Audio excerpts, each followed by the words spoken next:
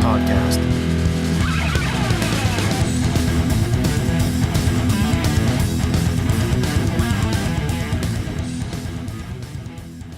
Hello and welcome to Brew Games podcast, episode 4, Ale Together Now. I'm Joe Evans. I'm Tyson from Shaughnessy. And I'm Adam Eliason. You want to let everyone know why we do this? Sure. Joseph and I got together and figured we had a large list of unplayed Steam games that we got on sale, on the Christmas sale or summer sale, that we got because they were so cheap, but never got around to playing. So we figured we'd challenge each other every 2 weeks to play an unplayed game of the other person's choosing. And at the same time, we'd challenge each other to try a beer that we hadn't tried, because we like video games and we like beer. Sure do. Okay, and with that, we're going to go on to the beers. So we have Tyson with us on this episode. It's our first guest episode. And the beer that we've chosen for Tyson is the Picaroons Melon Head. I'll let you open that and start pouring. So this is by Picaroons Traditional Ales. It's got mixed reviews on Rate Beer and on Beer Advocate. Rate Beer, it has a 32 rating, which is quite low. On Beer Advocate, it's got a 81, which is quite high.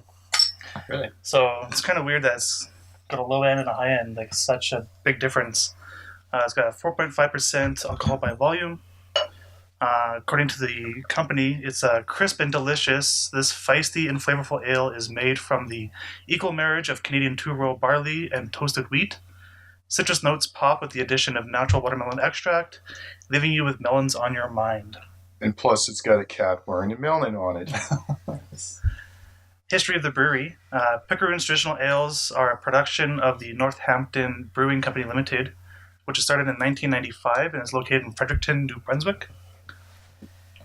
They pride themselves in being one of the relatively few breweries that utilize the open fermentation method of making beer. So instead of being in a closed container, they actually have the lid open. Really? And so they ferment at room temperature. So whatever the temperature is of the building they're in, that's the temperature they use to ferment the beer. Interesting. Yeah, it's an old English ale method that they decided to stick with, whereas most companies go with the closed system, which is more of a German style of making beer, I guess. Do you think they adjust the room temperature based on the type of beer they're making? I don't think so, because people have to actually work in that environment, so I'm sure it'll be whatever's relatively comfortable for the workers. Just have some beer. Some cold beer if you're hot, and a lot of beer if you're cold. Yeah. The picaroon was a common tool used in the logging industry in New Brunswick. And a couple little neat factoids, I guess you could say, is in 2009, Picaroons became one of the first breweries in Canada to launch their own social network at picaroonspub.com. In 2010, they partnered with Bar Towel, a leading Ontario craft beer website, to distribute beers in Ontario. And in 2011, Picaroons won Brewery of the Year at the Canadian Brewing Awards. Really? Yeah. Interesting. So what are your thoughts on the beer? I taste great. And You taste great. I'll take your word on that. Do you taste watermelon? Slightly. Okay, It's more of the watermelon texture I'm tasting or feeling in my mouth.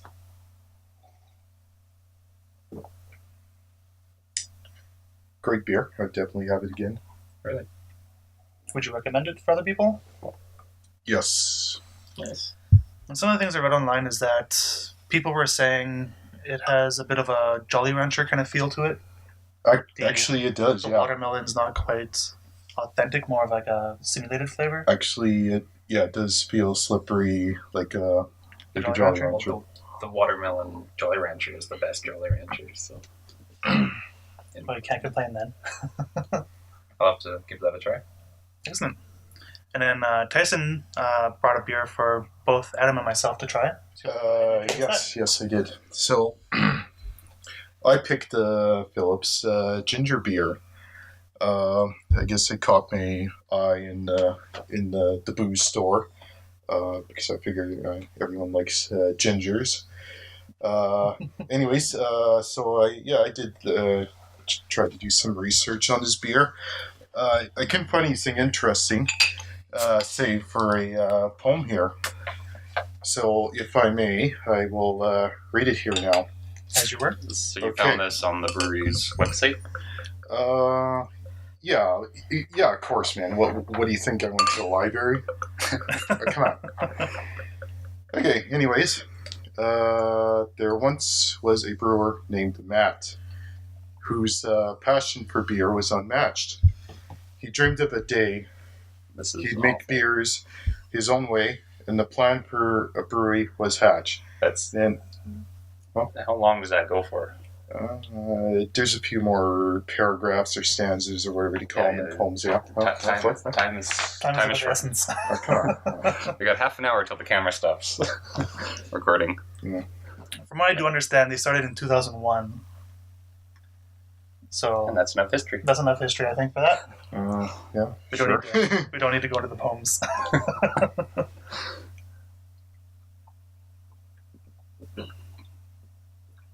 So I'm a little wary because I'm not really a ginger beer fan.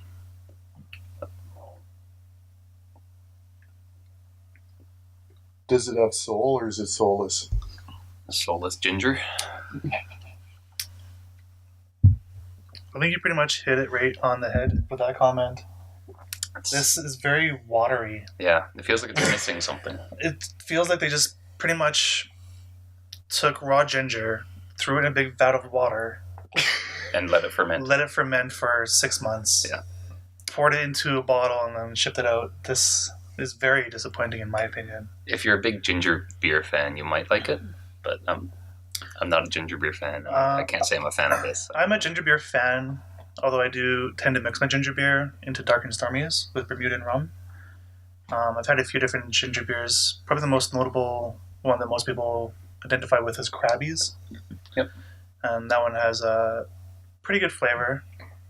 I've had Melville's, which is actually a company owned by Innocent Gun. Really?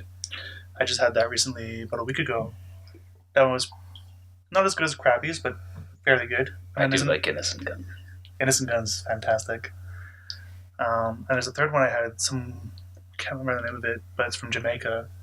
And that one's probably my favorite. Jamaica, come on. But this one, This feels like something you should have when you're sick. Like it's like a ginger. even then, I feel like I get more sick. It's like alcohol, man. Alcohol kills germs. Yeah, exactly. Well, maybe it'll grow on me the more I drink it, but Maybe. initial response is I would never pay money for this. Yeah, I can't say I would either. But Well, at least you guys know. if you're a ginger beer fan, you really like ginger beer, give it a try and let us know maybe. Yeah, let us know if you think it's different. Maybe we don't know what to look for in a ginger beer. We mostly stay away from ginger beer, drink other beers and ales. So we could be totally overlooking something that this particular brew is really known for. Maybe. They did nail the ginger part. I'll give them that. Yeah, definitely is ginger. It doesn't feel artificial. No.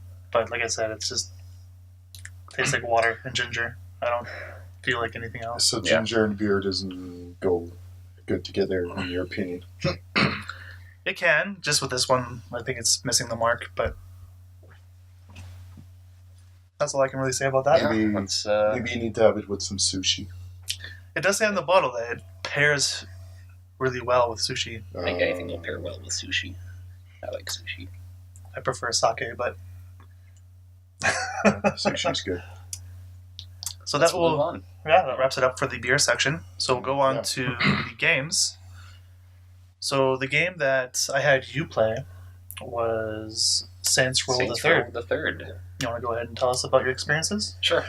I was sick last week, so I didn't play any of the game until this week. And it was only upon launching it on Monday or Sunday night or something that I realized it's Grand Theft Auto kind of style, like open world, take a lot of hours to finish this game. So I figured, oh no, I I'm gonna have to power through this so I have something to talk about for this episode. Yeah. So played through the first mission, which I had actually played before. I think I mentioned last week I thought I had played this, and it was the very first mission that I had played, where you try to rob a bank and then it goes sideways. I'll leave it for the people to play the game. I won't spoil too much. Yeah. But so I played through that and figured I should keep moving on with the storyline missions. But I kept finding myself being distracted by the side missions.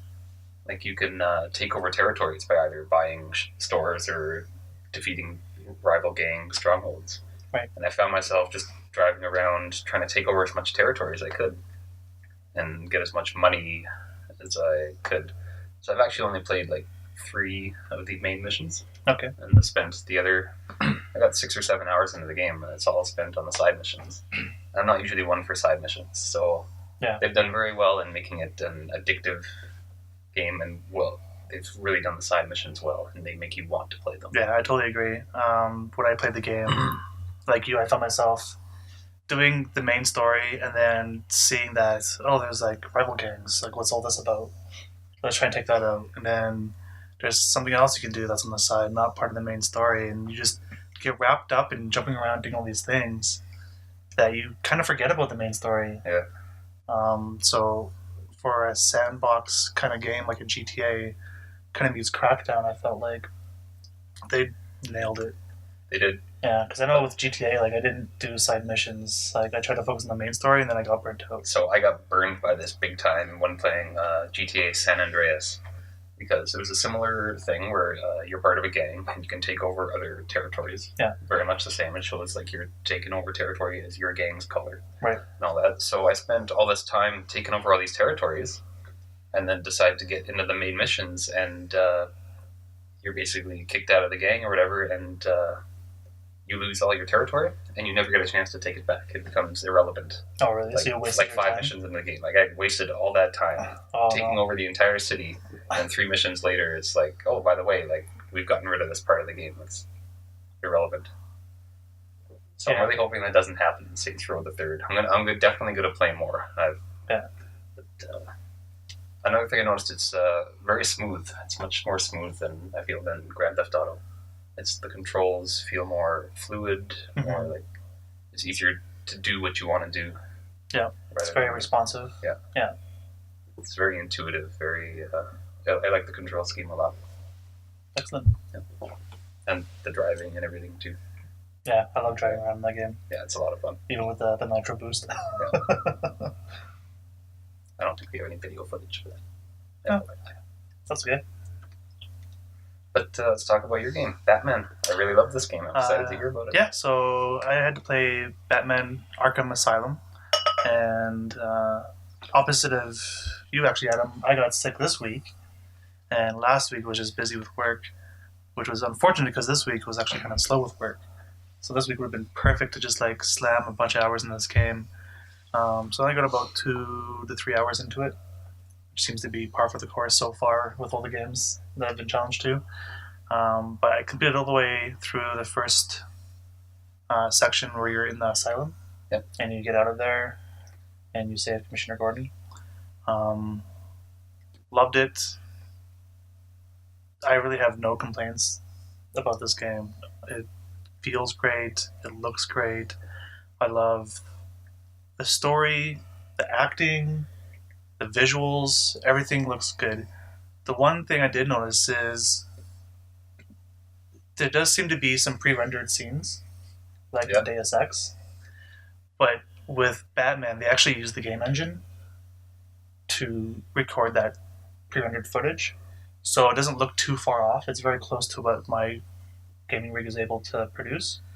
I did notice a slight visual fidelity, a little bit less than what my gaming rig could do, but it didn't pull me out like Deus Ex did. They didn't make it all extra fancy with elements and effects that wouldn't be normally part of the game. So it didn't take me out. It just flowed really nicely. And yeah, I love it. And I'm waiting to go back in and play some more. Yeah, nice. Have you died at all? I have died. I like the kind of cutscenes they have when you die. Yeah, It's so not when just you like die- game over. Yeah, you'll have various enemies of yours walk through the darkness towards you as you're kind of like facing upwards, like you're on the ground, and they're mocking you, basically, for failing. And so instead of just like game over, try again, or respawn, it's, they're making fun of you. It makes you feel bad for doing what you did. Yeah. Which is awesome because it actually motivates you to like do better next time. So there is one game I found that has even better death cutscenes, I guess. Okay. But it's a game I'm going to challenge to you in a few weeks, so I'm not going to say what it is now. You'll have to watch the next few episodes to see what it is. Yeah. One thing I did notice that was similar to Deus Ex is taking bullet fire, you die quick. Yeah. Just like in Deus Ex. So what I found myself doing is I've unlocked, I think, 4 or 5 different upgrades, and they've all gone into armor. So you just have to I'm prioritize just gonna- the guys you attack, right? You prioritize the guys with the guns first. And Yeah, so I got into a situation where I was in a room, and there's like this little building, like you're inside a building, but there's a little like room that's kind of closed off from the rest of the room in the middle. They have a term for this. I forget what it is. Yeah. But I love these in this game, actually. It's in all of the games, and I love these setups. Yeah, so you go into the room, and you're on the gargoyles around the ceiling, and then there's a room in the middle of this room. It sounds so stupid saying it that way, but Roomception. yeah. And it's just filled with guys with guns, and they're looking around for you. And of course, you're way up high on the gargoyles, but you need to try and figure out how to Snipe them. do a combination of incapacitating some of them in a certain area so that you can swoop down and kick one guy over. Yeah. And then you do your ground execution, and then try and grapple out of there again. But by that time, the other 2 have woken up, and they see you, and they start shooting you, and then you have to like play hopscotch along the gargoyles, trying to escape all the bullet fire, and that seemed to be the only effective method I could figure out. It gets more difficult as you go on, as you'll find out. Yeah, so that was why I was like, I'm going to boost my armor first, so that when I do get shot, I can take the hits. And then I think the next thing I'm going to start working on is probably my batarang, so that they're incapacitated much longer. Yeah. So that I can go in, do what I need to do, get out before they even realize what happened, and I'll be out of their kind of aggro radius. Right. In order to do it again and slowly pick them all off. I forget if Arkham Asylum has this or if it's the other ones. Can you get the bat claw that can pull the gun out of their hands? I believe I did just get that as I finished the first section, which is getting out of the asylum. That was the thing that I unlocked, was the bat claw. So going forward, I'll be able to just pull them up towards me instead of me trying to swoop down to them. Yeah. Nice.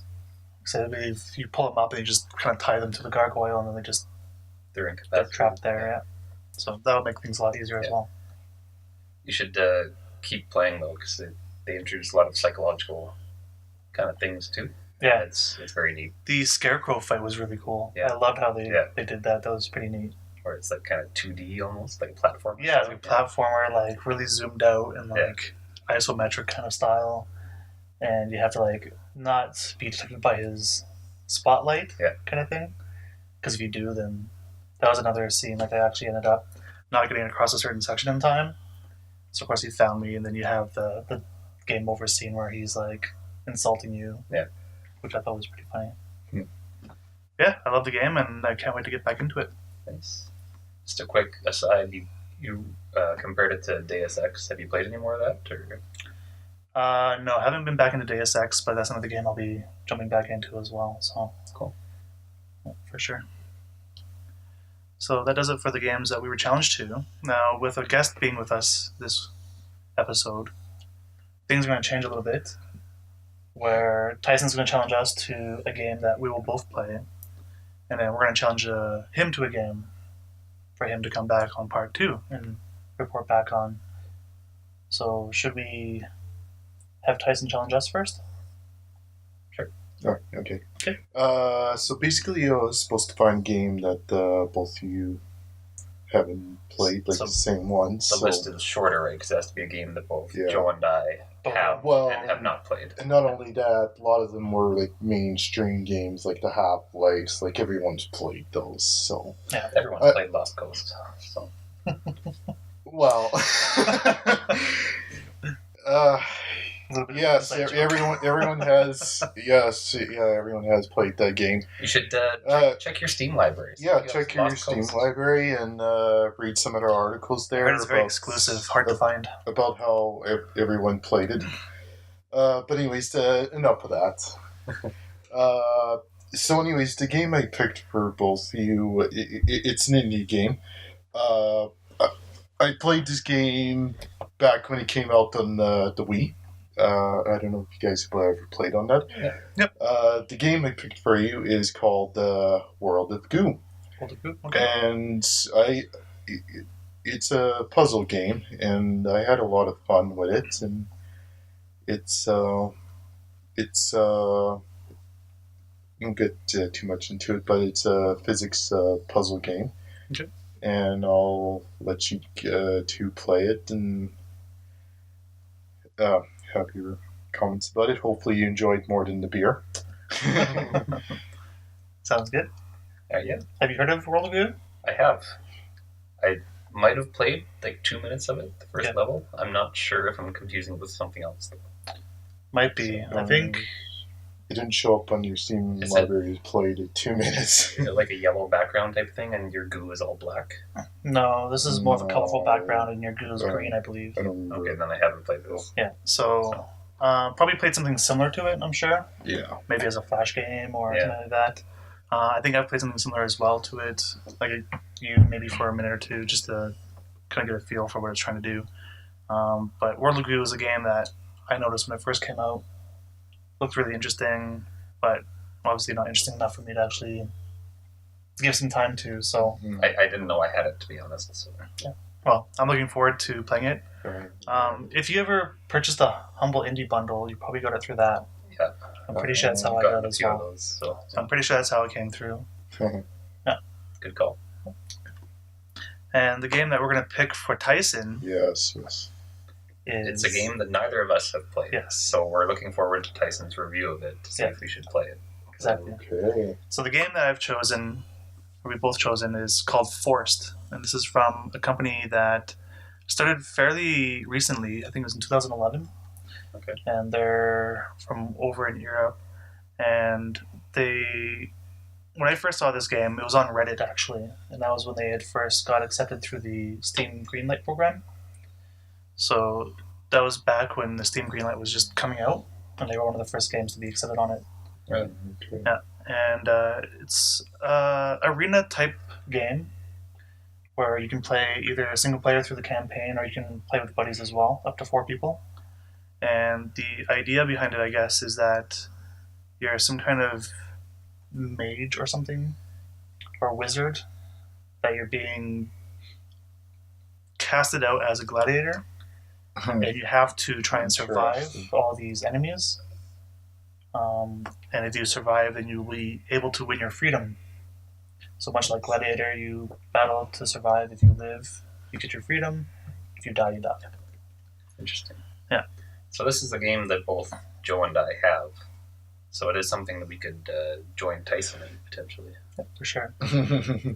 Multiplayer. Yeah.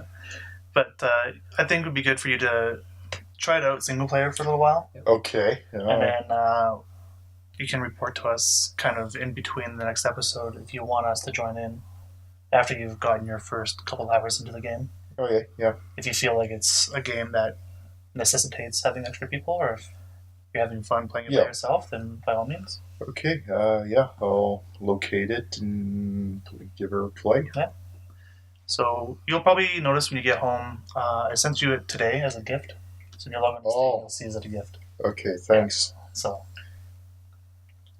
that's where I'll locate it. yeah, you'll locate it pop up right away. It still falls in the rules, though, because I think you got it in the 4-pack on sale, right? Yeah, so I So got I on have the the same 4-pack 4-pack. as a sale. I have a whole bunch of gift copies Yeah, that so probably never going to use. So if you email us, the first 3 people to email us, how about this? You can have a copy of Forced. okay, there you go. So if you email us at brewinggames@gmail.com. You can get yourself a copy of Forest. Yeah. And you can play it along with Tyson, maybe. So that will cover our games challenges. For the mailbag, we don't really have anything in the mailbag, but we do have an announcement to make about a future guest we're going to have. He's doing something called Extra Life. And so what Extra Life is people will play video games for 24 hours straight and they live stream it. And it sounds really easy at the start, like, oh, playing video games for charity, that's not doing much, but playing for 24 hours is... Yeah, 24 hours is pretty tough. Time. Your eyes hurt, you're tired, Yeah. Hopefully he's got a comfortable chair. Yeah, so he'll be doing this for 24 hours on, when was it? October 25th. 25th. It's his 4th year of doing this. This is Daryl, our friend Daryl, by the way. Daryl. And 4th year of doing this. So he's trying to raise $3,000, I believe. I believe this is his goal for this year, yeah. So you can pledge to make a donation for each hour that he plays, up to 24 hours. And if he reaches his goal of $3,000 this year, over the course of the past 4 years, he'll have raised $10,000, I believe, for Alberta Children's Hospital. Yep. Right? Which is fantastic. Yeah, so we will, in the show notes for the audio version, we'll make sure to have a link for you guys to follow, to contribute, or even just look it up. And you can decide if you want to contribute or not. We'll also, in the YouTube version, put a link in both the video as well as the description below. And if you're listening on the podcast, his Twitter account is at DERYELL. Yes. Yeah. Excellent. That covers that. Yeah. So that about wraps it up for this episode.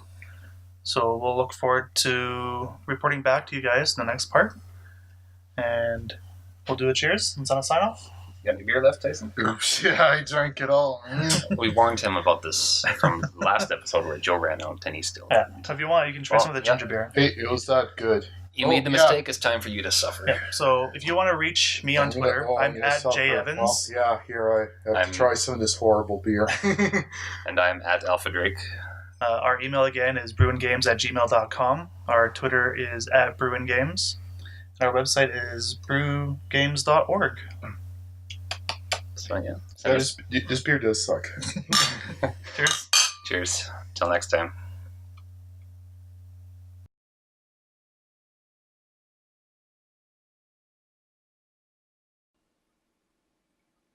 So this is my review on the Phillip's ginger beer, which I bought. Just got the fine gentleman.